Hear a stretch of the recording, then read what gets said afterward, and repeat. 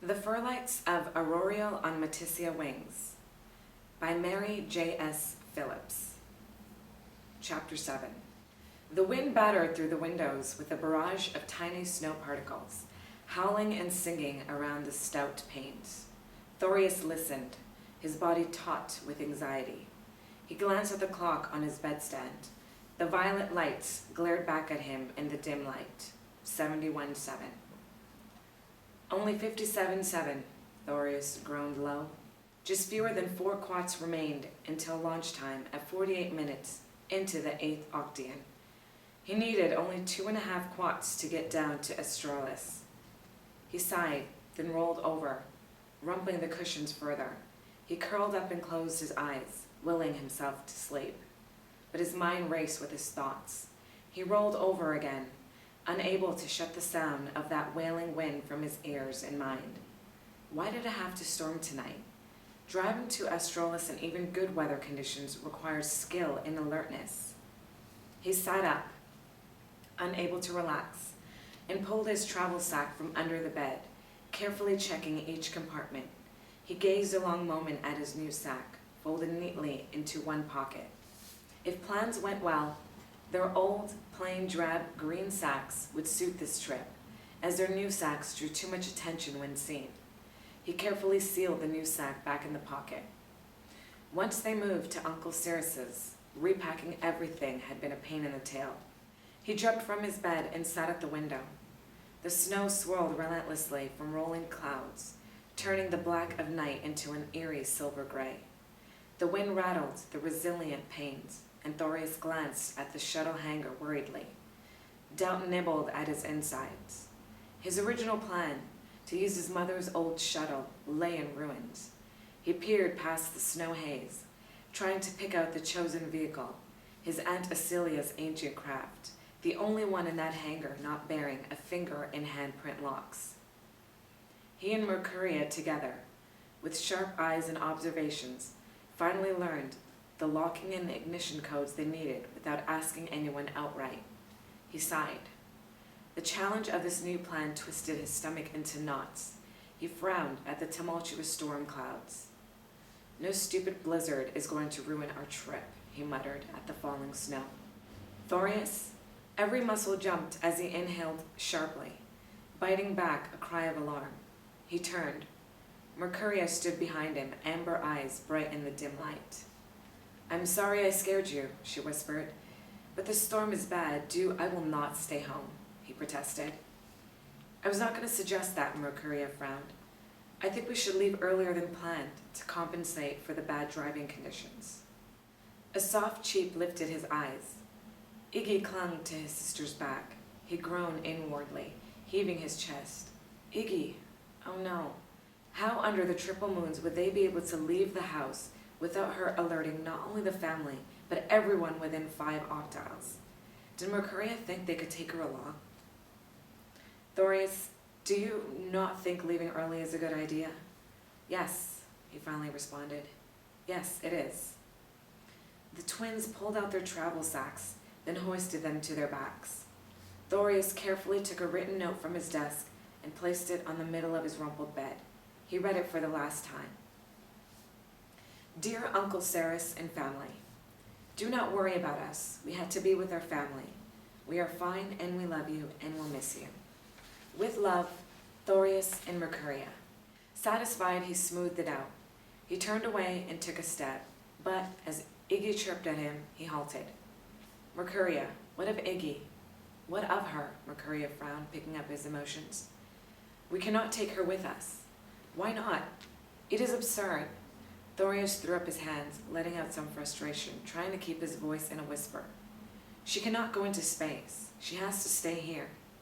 "Do not be stupid," Mercuria hissed back. "We are not supposed to go either, but we are. We cannot leave her." Mercuria's voice squeaked as she struggled to keep it down. "If we try, she will wake the entire house the minute we shut that door. Tell her you are going to school. That will not work. She will know I am lying, just as surely as you would. She already knows something unusual is up now." "We could bring her outside and leave," Thorius suggested. "She then can join her." "That is crazy," Mercuria retorted. anger raising the hair on her spine. She would try to follow us, and she could die of exhaustion trying. I know she would. How could you even consider doing that to her? I do not want her to die, but if we take her, she could be trouble and ruin our plans. We have to take the risk. If we leave her behind, she will wake everyone with her distress. Mercuria's eyes flared golden fire as she pushed her points across, not letting her brother utter a single syllable. Iggy is special. She is bonded to me as she would have to her mate and flock. She even had her babies in her room, remember? I am her life, and I love her. I cannot leave her. Besides, maybe she will prove helpful. I do not know how, Thorius muttered, stunned by the ferocity of his sister's words. He gazed at her, tears sparkled those gold eyes, and she trembled. Iggy warbled softly, ears flat, green eyes wide and sad. His whole resolve sagged. All right, you win. Iggy comes. Mercuria merely smiled, her tears drying up quickly. The twins crept out of the bedroom. Iggy twittered contentedly. Mercuria sent her a silent command to stay quiet. The Matissia clung hard and obeyed. Stealthily, they padded up the corridor and into the common room. They tiptoed across the rug and into the foyer to the door. Thorius reached for the handle, but before a talon tip even touched it, a soft whisper froze him to the slate. Where do you two think you're going? The twins spun around, each aware of the other's pounding heart. Iggy snuggled deep into the folds of Mercuria's sack, becoming nearly invisible. Only the stark white of her winter coat gave her away. Elia and Syria stood across the common room. Mercuria's spunk and fire drained away, driven by a flood of panic. Thorius choked back a scream of frustration, gritting his teeth, as his cousins trotted quickly to the foyer. Well, can we have an answer? Elia demanded, her whisper harsh. Please, Elia, do not tell, Thorius pleaded. We are going to the space center, but we thought you left it here, with us. Thorius's throat constricted. His voice disappeared. We do, Mercuria whispered, coming to her brother's rescue. But we have to try this. It is just a strong feeling we both have. That launch ceremony this morning only strengthened my feelings, and Thorius's too. I just know we belong there, despite the stupid laws. We must be with our family. But you have us. We are family too, Elia whispered softly. I know, Mercuria fought her tears, but we just cannot imagine life without them. They will miss all the important things in our lives, and to be truthful, I have this horrible, very strong feeling that if we do not go, we will never see them again. Are you sure it is not just separation anxiety? Syria suggested. No, Mercuria let her tears spill. I know it is not that. I had this dream, and it is hard to explain, but I never have nightmares. This was a real bad dream. You had a bad dream? Elia raised both brows and glanced to Syria. She suddenly took Mercuria's hand. If you had a bad dream, it must mean something. Every time you have one, something bad happens. Remember the dream you had right before you-know-who moved away? And right before your father found Iggy? Yes, and those were not so bad, not like this one was. This was horrible. Quickly, Mercuria told them her dream, and both stared. Elia slowly nodded. I agree with you. That dream tells you something. If you feel strongly that this is it, then we shall not stop you. Elia embraced Mercuria in an adult gesture. Go, do what you must. Yes, and go with our love and support. Syria hugged Thorius. If we were in your place, we would do the same. We know how much you wanted us here, Thorius murmured. Thank you for understanding. How are you going to get there? With the shuttle. We managed to get your mother's locking codes. It is fortunate Mother loves that old shuttle and has not replaced it, or its old locks yet. She's toyed with the idea of adding handprint locks, but since we are learning to drive, she never did, so... What are the codes? Elia asked. You want to be sure it is right. The lock code is 765, and the ignition code is 2114. Wrong. Lock code is 775, and yes, the ignition code is 2114. Elias smiled. You did need us. Why did you not tell us of this? We know you wanted us to stay here badly, so we could not tell. Why do you not come with us? Mercuria asked suddenly. The twin girls glanced at each other. A flicker of interest flashed in both pairs of bright blue eyes. Elia and Syria slowly turned their gazes back, and Mercuria felt their inner anguish. I want to talk to Syria first, Elia mumbled, and pulled her sister out of the foyer. Their heated whisperings dropped into inaudibility. Mercuria shifted nervously. Minutes ticked by, precious minutes.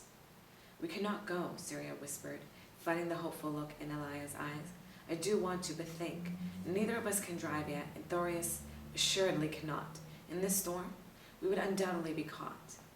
But could we not try anyway? Elia argued. I think it is foolish. I know how you feel, but if we go and we are caught in disgrace, we could be denied entry into the SFEP. But if we make it, we will not have to worry about that. That is a big if, Syria argued.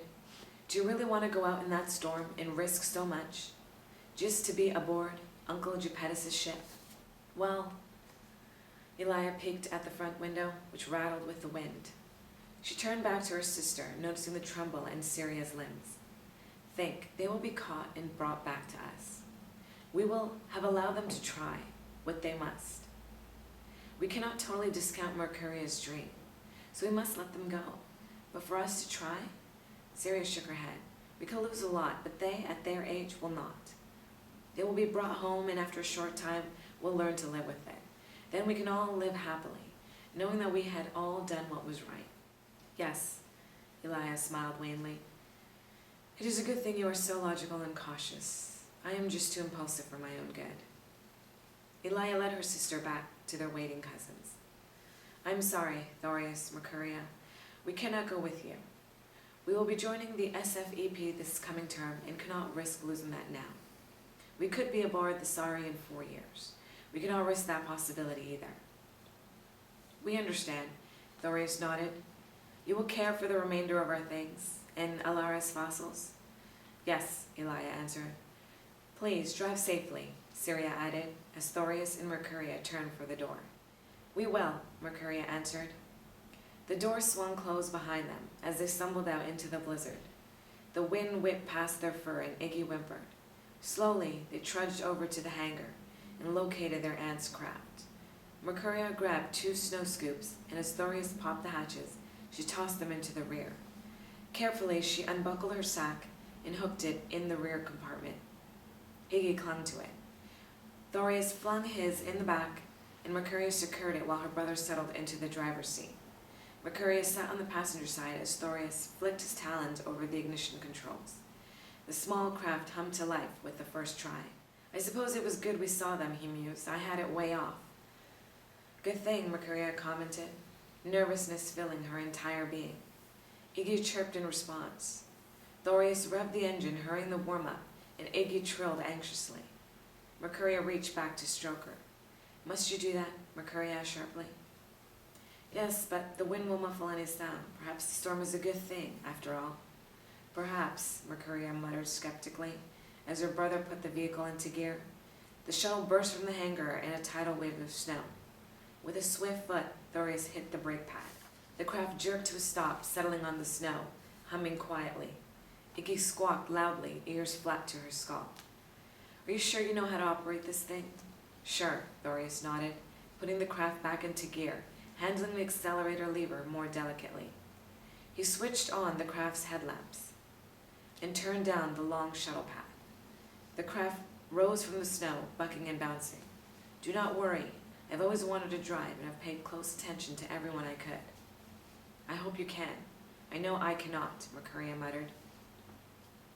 Iggy yelped behind them with each buck.